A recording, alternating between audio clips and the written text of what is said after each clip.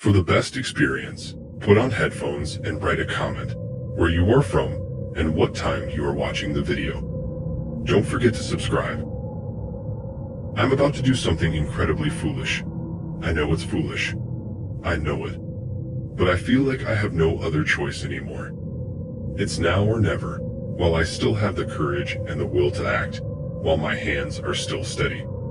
I've been unwell for a long time. Some days are easier than others. When I was a child, my parents prayed it was just a sign of something like epilepsy. But those episodes never came. I just can't seem to trust myself. I see things.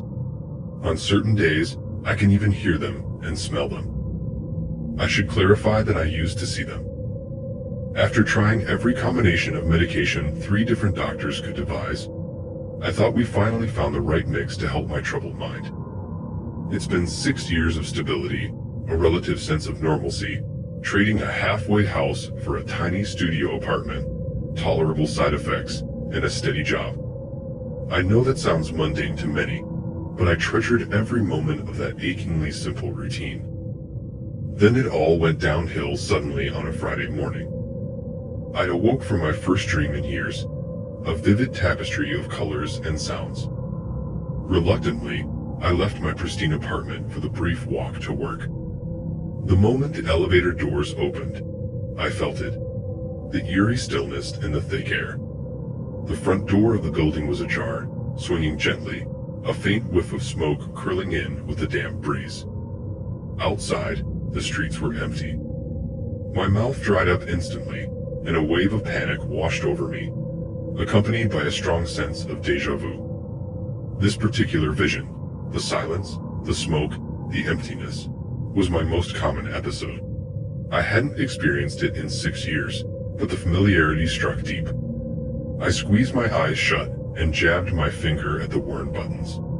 A few moments later, I found myself on the top floor, navigating my way to my door, nearly blind but relying on my practiced instincts. Once inside, I sank onto my bed, clutching my cane, eyes closed, breathing slowly, attempting to steady myself. Focused. Calm. Clear. I opened my eyes. I couldn't be out there like this. I remembered being struck by a car while I was homeless, wandering dazed into traffic as my disoriented mind perceived nothing but emptiness. I was going to need a hip replacement before I turned 40. With every strained step, I could feel the bones in my body creaking. I called my boss and left a terse message, apologizing for being too unwell to come in today. Taking a deep breath, I opened the tiny window in my studio. The neighboring building was so close that I could almost touch its brick wall. I couldn't see the street from this angle, but as I leaned out, I began to hear distant yelling and the whine of engines. The unbearable quiet had been disrupted, and I felt a wave of relief wash over me, knowing my episode was coming to an end. As I counted my pills in tidy columns on the table, ensuring for the 5th time that I had taken my daily dosage, I began to hear the screaming. It started far below, riding the structure of the building until it felt like it was emanating from the very bones of the place. An hour later, it seemed as if the sounds were right outside my door. Horrifying, desperate, incomprehensible cries punctuated by wet, rasping shrieks and muffled thuds. The breathing and relaxation techniques I'd learned weren't helping. I was gripping the edge of my bed, drenched in sweat. A new idea took root in my mind. I needed to barricade the door. I struggled to push the thought away. It would feel like giving up, like abandoning all the progress I'd made if I entertained the notion that this episode was real. But the screaming, this was different. I heard movement outside, and the doorknob twisted violently, shaking against the deadbolt. I tried to scream, but my throat was dry, and only a faint croak emerged. The door flexed slightly under the weight of heavy blows, and a mad chorus of voices erupted into a twisted jumble of broken words. It took only a moment to decide. I leaped to my feet and hurled myself against the bookshelf, a flash of pain shooting through me.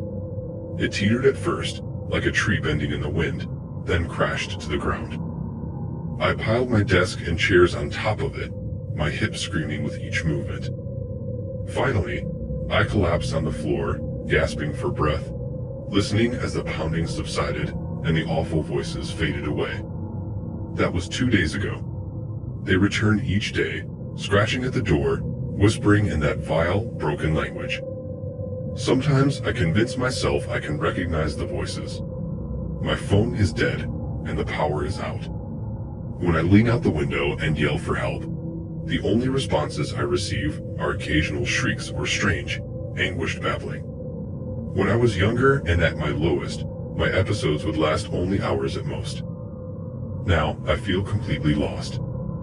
My food supply is dwindling, and the water pressure has already dropped significantly. Lying in bed under the sweltering summer heat, in a moment of near total quiet, the inevitability strikes me. If I remain here, I'll starve. What happens to me on the other side of the barricade depends entirely on how unwell I truly am.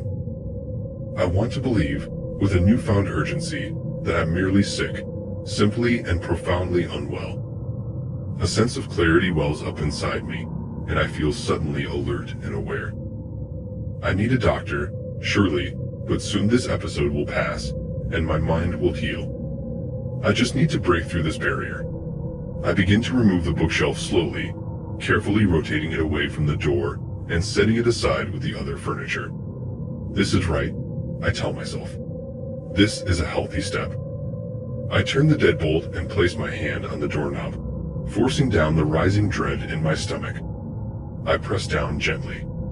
Outside, I hear a low shuffling and a murmur of voices that seem to defy comprehension. In that moment, the confidence I had drains away, leaving nothing but cold, stark fear. My hand hovers over the door. I'm about to do something incredibly foolish.